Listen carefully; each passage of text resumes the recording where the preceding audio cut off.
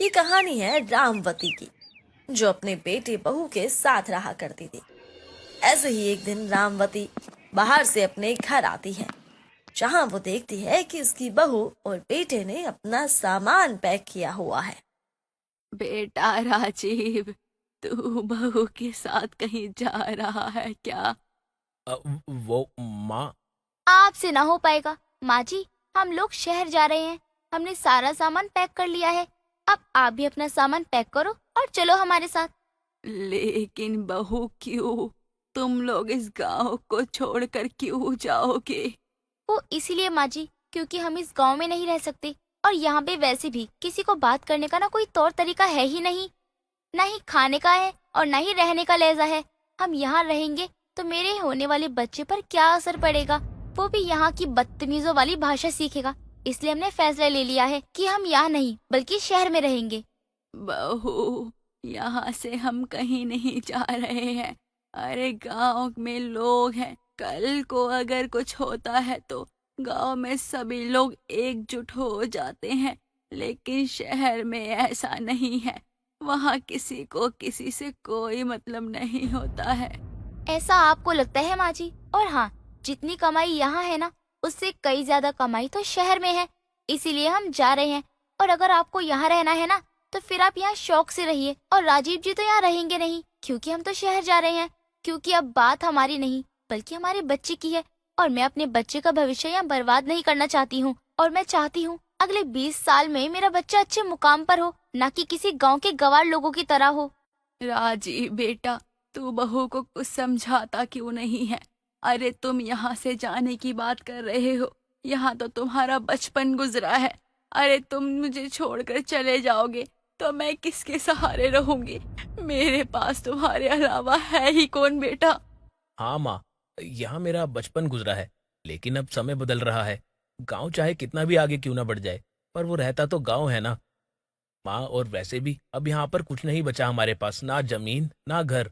सारी जमीन तो बाबा के इलाज में बिक गई, और ये घर बारिश होती नहीं कि टपकने लग जाता है। माँ, अगर हम शहर जाएंगे तो वहाँ सब मिलेगा, अच्छा घर, अच्छी नौकरी, सब कुछ होगा वहाँ। अपने बेटे और बहू की बात सुनकर रामवती को ये पता चल चुका था कि अब उसके बेटे बहू इस घर में नहीं रहेंगे, और वो दोनों रामवती को भी अपने साथ ले जाना चाहते हैं। लेकिन रामवती अपने बच्चों के साथ जाने के लिए मना कर देती है। ठीक है, अगर तुम्हें इस घर को छोड़कर जाना है तो तुम जा सकते हो। लेकिन मैं इस घर को छोड़ के नहीं जाऊंगी, क्योंकि ये घर मेरे पति की आखिरी निशानी है और मैं अपने पति की निशानी यूं छोड़ के नहीं जा सकती। माँ, ये घर खराब हो चुका है, हम इसको बेचकर शहर में घर खरीद लेते हैं ना। देख बेटा, अगर तुझे शहर में रहना है तो रह सकता है, लेकिन ना मैं तो इस घर को छोड़ूंगी और ना मैं इस घर को बेचने दूंगी। सुन लिया ना आपने माँ जी का जवाब? मैं तो कह ही रही थी कि माँ जी कहीं नहीं जाएंगी। यहाँ रो धोकर हमारा टाइम बर्बाद कर दिया इन्होंने। अब चलो, बस का समय हो रहा है। अगर अभी नहीं निकले ना तो बस छूट जाएगी हमारी।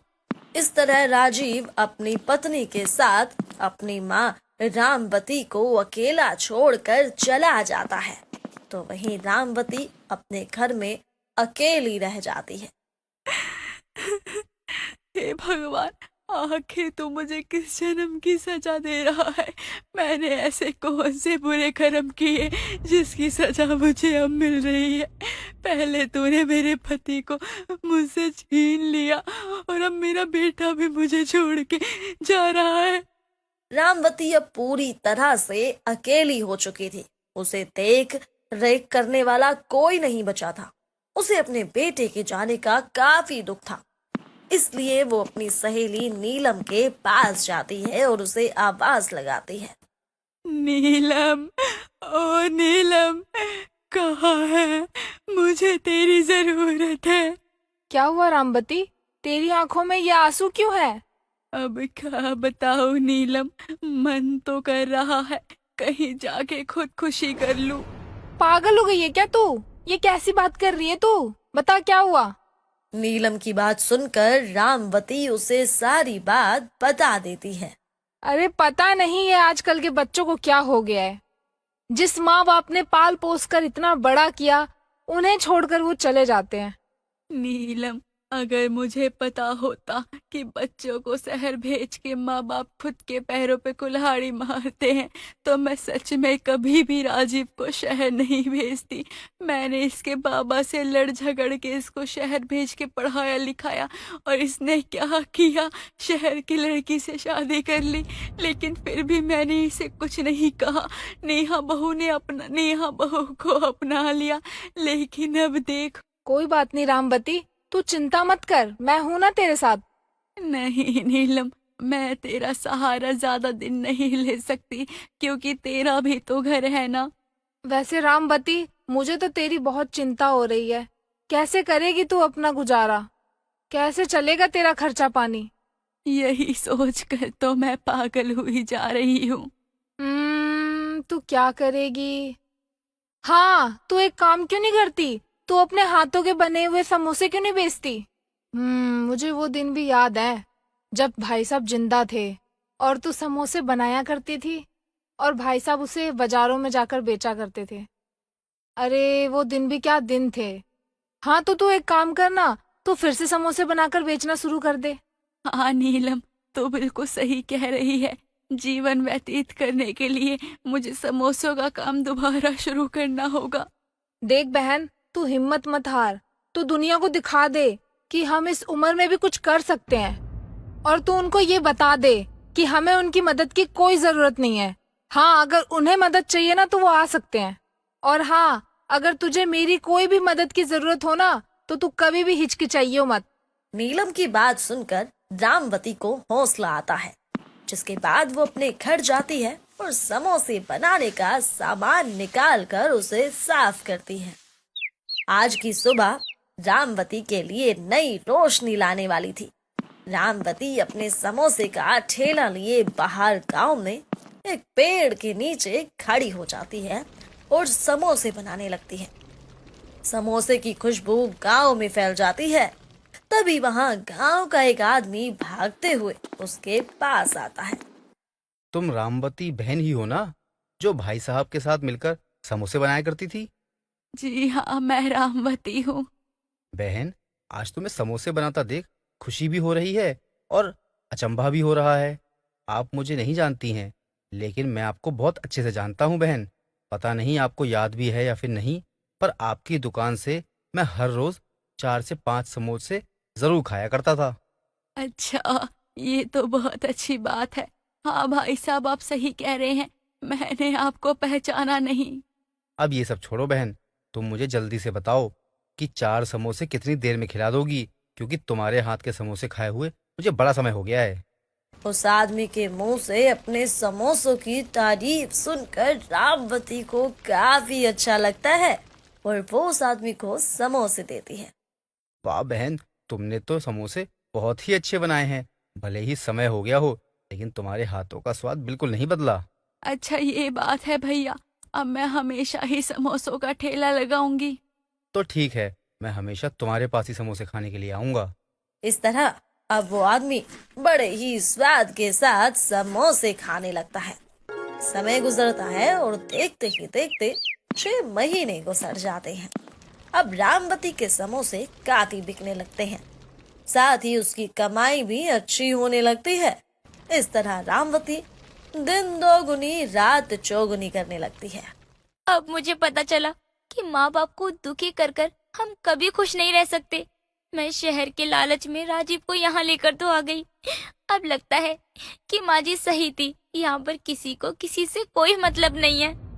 नेहा, तुम परेशान मत हो, मैं आज ही दवाई लेकर आता हूँ और बाहर कहीं काम ढूंढता हूँ। ये आप कैसी बातें करते हो राजीव जी? आप उठने की हालत में नहीं हो, फिर भी आप बाहर जाकर काम करने को कह रहे हो। तो और क्या करूँ, तुम भी तो गर्भवती हो और इस हालात में तुम बाहर भी नहीं जा सकती। नहीं राजीव जी, आप कहीं नहीं जाओगे। और रही बात काम करने की, तो मैं देख लूंगी। जब आप ठीक होंगे ना, तभी आप घर से बाहर जाएंगे। नेहा की बात सुनकर राजीव की आंखों से आंसू नहीं रुकते। समय बीतता है और आखिरकार नेहा को एक घर में साफ सफाई का काम मिल जाता है। रामवती हर दिन की तरह आज भी अपना ठेला लगाए समोसे बेच रही होती है कि तभी वहाँ पुलिस आती है और रामवती से क्यों माता, किससे पूछकर यहाँ ठेला लगा रही है? किससे पूछ के ठेला लगा रही हूँ इससे क्या मतलब है तुम्हारा? मैं यहाँ आज से नहीं बल्कि काफी समय से ठेला लगा रही हूँ। अरे आज के बाद तेरा ये ठेला यहाँ नहीं लगना चाहिए। अगर तूने दोबारा ये ठेला यहाँ लगाया तो मुझसे बुरा कोई नहीं होगा। लेकिन तुम मुझे यहाँ ठेला लगाने से क्यों रोक रहे हो? क्योंकि इसको मैंने कहा था ऐसा करने को। सरपंच तू? हाँ मैं। अच्छा है, तुझे मेरा नाम तो याद है। अब ये बता, बाकी भी चीजें तुझे याद है या मैं याद दिलाऊं? मुझे सब कुछ याद आया सरपंच। किस तरह से मेरे पति के बीमार होने पर मैंने तुझसे कर्जा लिया था और तेरा कर्जा चुकाने के पीछे मैंने अपनी जमीन तक बेच दी थी, पर तू भूल गया सरपंच की किस तरह मैंने तेरे मुंह पे तेरा पैसा मारा था। हाँ मुझे सब याद है कि तूने किस तरह से जमीन बेचकर मुझे मेरे पैसे लौटाए थे। तो फिर तू यहाँ आया क्यों है? अक्सर किसी न किसी चीज का बकाया रह जाता है। तुझे जानना है ना कौन से कर्जे की बात कर रहा हूँ?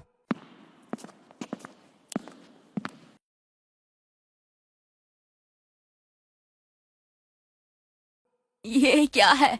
ये तेरे घर के ही कागजात है ना। तेरा घर मेरे पास गिरवी है। पर ऐसा कैसे हो सकता है? मैंने तो 6 महीने पहले तेरा बेटा आया था मेरे पास, घर के कागजात दिए और उधार में बहुत सारा पैसा ले गया। उसके बाद उसने ये कहा कि जब वो पैसा दे देगा तो मैं उसे उसका घर वापस कर दूं। मैंने भी हामी भर दी, लेकिन 6 महीने हो चुके हैं, अभी तक मुझे मेरा पैसा नहीं मिला। लेकिन जब मुझे ये पता चला कि तू भी समोसे बेचकर पैसा कमा रही है, तो मैंने सोचा तेरे बेटे का तो पता नहीं, तेरे से ही पैसे ले लेता हूँ। क्या पता कल को तू निपट गई तो मेरा कर्जा ऐसा ही रह जाएगा। रामवती के बेटे ने उसका घर गिरवे रख दिया था। ये सुनकर मानो रामवती के ऊपर एक बार फिर से दुखों का पहाड़ टूट पड़ा था। पर क्योंकि इन 6 महीनों में उसने अपनी अच्छी कमाई कर ली थी, इसलिए वो अपनी सेविंग से पैसे निकालकर सरपंच का कर्जा चुका देती है। अब तेरा कोई कर्जा नहीं है मुझ पे। अब दोबारा मुझे परेशान करने मत आना। हाँ हाँ ठीक है। इस तरह सरपंच पुलिस को लेकर वापस चला जाता है। लेकिन रामवती अभी भी सोच में पड़ी थी कि आखिर उसके बेटे ने उसका घर गिरवी क्यों रखा था। आखिर राजीव ने मुझसे बिना पूछे घर को गिरवी क्यों रखा? मुझे अपने सभी सवालों का जवाब तभी पता लगेगा जब मैं राजीव से बात करूंगी। इस तरफ शाम को रामवती अपनी सहेली नीलम के पास जाकर उसको सारी बात बताकर कहती है, नीलम जरा राजीव को फोन तो कर, आखिर उसने किससे पूछ के ये कागज गिरवी रखे थे। इस तरह नीलम राजीव को फोन लगाकर रामवती को फोन दे देती है, जिसके बाद रामवती को अपने बेटे के हालातों के बारे में पता चलता है। माँ, मुझसे बहुत बड़ी गलती हो गई, मुझे माफ कर दो। लेकिन हमें लगा था कि आप हमारे साथ शहर आ जाएंगी, लेकिन ऐसा नहीं हुआ। तेरे सारे पैसे चुका देता माँ, लेकिन आज तेरे बेटे की हालत बहुत खराब है। इस तरह राजीव अपनी माँ को सारी बात बता देता है और उसकी कंडीशन जानने के बाद रामवती अपने बेटे को पैसे भेजती है और उन पैसों से वो अपना इलाज कराकर वापस अपनी पत्नी के साथ गांव आ जाता है और अपनी माँ से माफी मांगता है। माँ जी हमें माफ कर दो। कोई बात नहीं, गलती बच्चों से ही होती है और बच्चा चाहे कितना ही बड़ा क्यों ना हो जाए, वो अपनी माँ के लिए हमेशा छोटा ही रहता है। अब मुझसे माफी मत मांगो, बस एक वादा करो कि आगे से तुम अपनी माँ को कभी छोड़ के कहीं नहीं जाओगे। नेहा और राजीव रामवती को वादा देते हैं कि आगे से वो फिर कभी उसे छोड़कर नहीं जाएंगे। इस तरह अब राजीव अपनी माँ के साथ समोसे बेचने के काम में लग जाता है और कुछ ही समय में नेहा एक बहुत ही प्यारी सी बेटी को जन्म देती है। और इस तरह रामवती का परिवार अब पूरा हो चुका था।